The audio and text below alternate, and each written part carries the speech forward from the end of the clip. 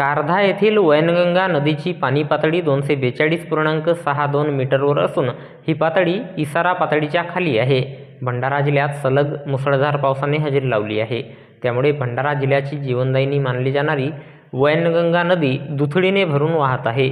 2020 मध्ये आलेली महापुराची स्थिती पुन्हा येऊ नये म्हणून जिल्हा प्रशासन अलर्ट मोडवर आले आहे.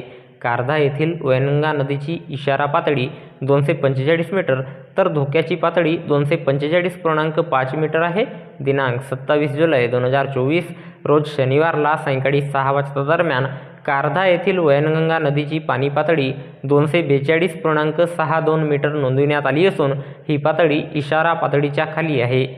मात्र जीवित आणि वित्तहानी टाळण्याकरिता जिल्हा प्रशासन अलर्ट मोडवर आले असून नदीकाठावरील गावांनी तसेच नदीपात्रातून आवागमन करणाऱ्या नागरिकांनी सतर्कता बाळगावी असे आवाहन जिल्हा आपत्ती व्यवस्थापन प्राधिकरण भंडाराच्या वतीने करण्यात आले आहे.